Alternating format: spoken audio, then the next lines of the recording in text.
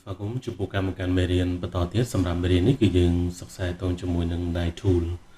វាគឺជាឧបករណ៍មួយប្រើដើម្បីធ្វើការកាត់រូបរាងធរណីមាត្រនឹងឲ្យទៅជារូបរាងផ្សេងៗទៅតាមចិត្តដែលយើងចង់បានឥឡូវខ្ញុំចូលទៅ activate លើវាចុចខ្ញុំ move cursor មក click កន្លែងនេះយើងស្កត់ value មកហើយយើងយកពាក្យថា Knight Tool ហើយយើង blend មកយើងមិនរបស់វាងាយស្រួលទេយើងគ្រាន់តែ move cursor ដាក់នៅពីលើវាមកវានឹងប្រាប់យើងនេះថា cut shapes into multiple shapes កាត់រូបរាងធរណីមាត្រហ្នឹងឲ្យទៅជារូបរាងធរណីមាត្រហ្នឹងជាច្រើនឥឡូវខ្ញុំចូលទៅ click ទៅលើ selection tool សិនហើយខ្ញុំចាប់បានធ្វើការបង្កើតឥឡូវខ្ញុំមានរូបរាងធរណីមាត្រមួយជា ellipse អូខេហើយយើងដាក់រូបរាងអីក៏បានតាមចិត្តរបស់យើងខ្ញុំដាក់មួយទៀតជាpolygon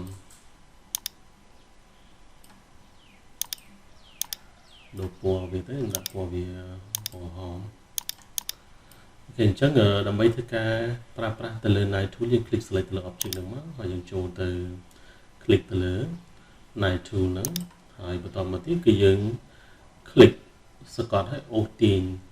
នៅលើរូបធរណីមាត្រដែលយើងចង់កាត់ហ្នឹងឧទាហរណ៍យើងចង់កាត់វាពាក់កណ្ដាលអញ្ចឹងយើង click សកត់អូសវាមកអូខេបន្តមកទៀតគឺយើង click select ទៅលើ selection tool មកអូខេ click របៀបហ្នឹងមួយហើយ click ទាញវាឃើញវាដាច់ទេអូខេលើមួយទៀតខ្ញុំចុច Ctrl Z ហើយខ្ញុំចង់កាត់អានេះចេញ click select របៀបមកចូលទៅ Knight Tool ហើយយើងចាប់ដើមធ្វើការ click សកត់អូសទាញកាត់ទៅលើរូបធរណីដែលយើងចង់ធ្វើការកាត់ហ្នឹងហើយយើង blend វាបន្តមកទៀតគឺយើង click select ទៅលើ selection tool click មួយហើយ click ទៅលើបំណែកណាមួយយើងចង់ធ្វើការទាញវាចេញមកយើងឃើញវាដាច់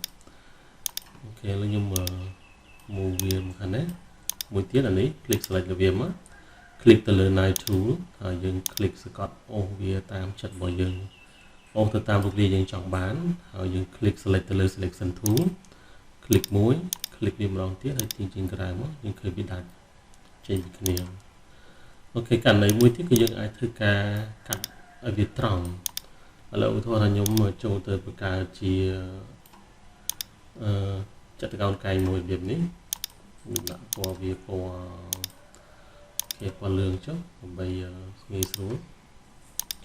ឧទាហរណ៍ខ្ញុំចង់ធ្វើការកាត់វាឲ្យត្រង់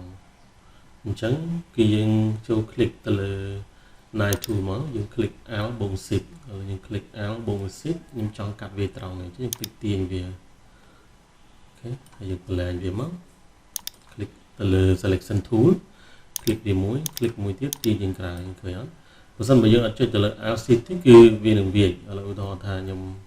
Ctrl Z មកវិញយើងចុចទៅលើ Knight Tool យើង click ទាញមកវាអត់ត្រង់ហើយវាអាចវាអញ្ចឹងគេប្រើប្រាស់ទៅលើ Alt បូកជាមួយនឹង Shift នេះដើម្បីជួយឲ្យការកាត់របស់យើងវាបានត្រង់ល្អហើយខ្ញុំចង់កាត់ពាក់កណ្ដាលបញ្ឈរនេះ